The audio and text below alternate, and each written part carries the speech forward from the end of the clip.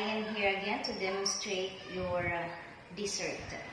Okay, so first, we will make a Leche Flan dessert.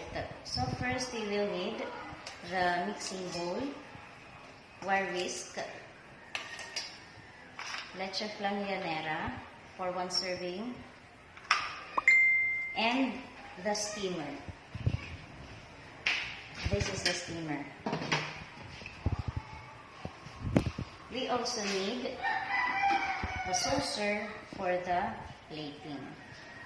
The ingredients we need is eggs,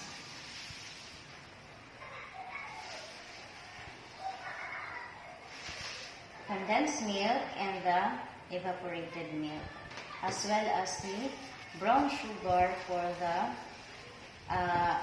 caramel sauce of the Leche Flan. So while waiting for the water in the steamer to boil, we will prepare our mixture of the Leche Flan.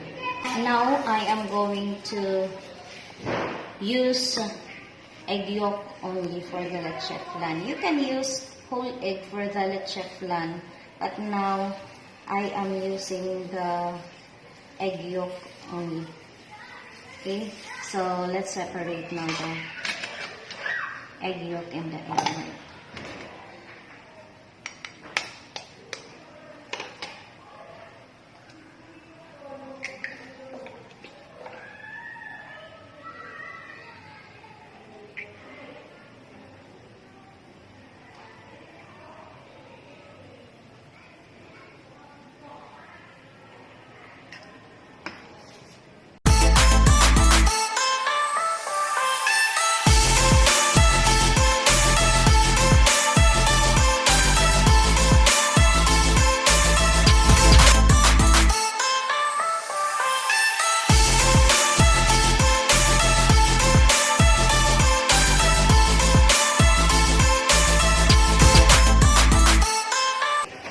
So if you are going to use 8 egg yolk, you will add 1 can of condensed milk and 1 can of evap.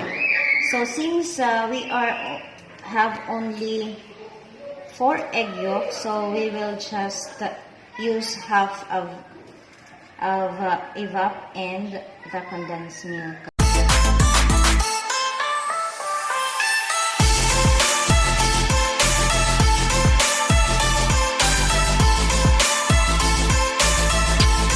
Can we have of evap, we have 1 1/2 cups. So 1 1/2, in other words, we will add 3/4 cups only.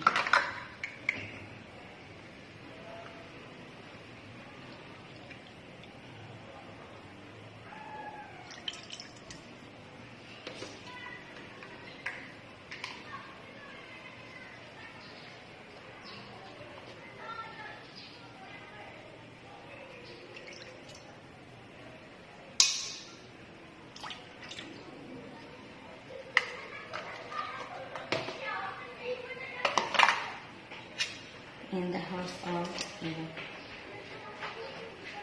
condensed.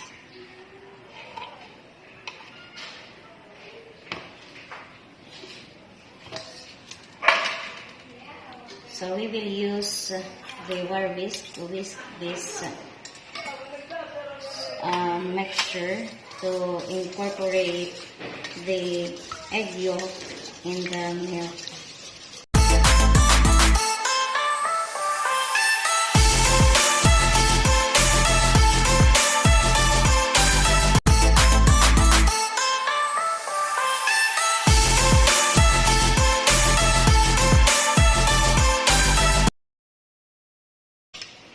So this is already done. The milk and the egg yolk already incorporated. So we'll just wait the water in the steamer boil. First, we will make sugar to caramelize. Let's put 1 tablespoon on each llanera or Leche Flan molder.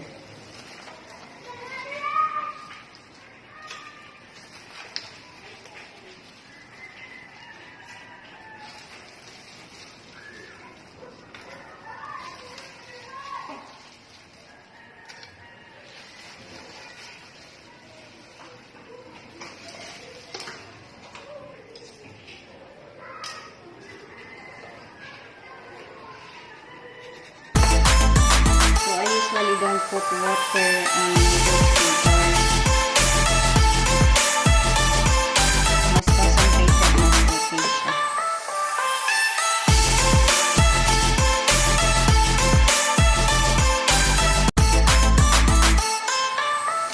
Ingatan lang na huwag magsinili para naman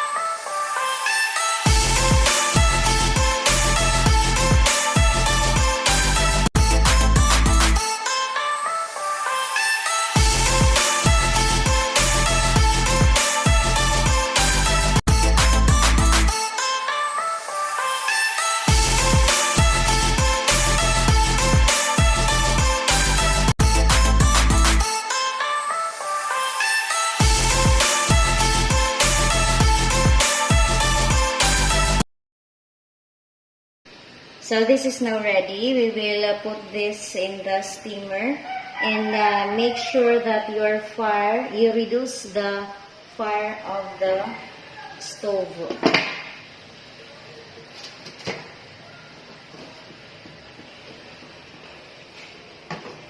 So we will just wait 20 to 25 minutes. Time check is 3:35 and this will end up to 4 p.m.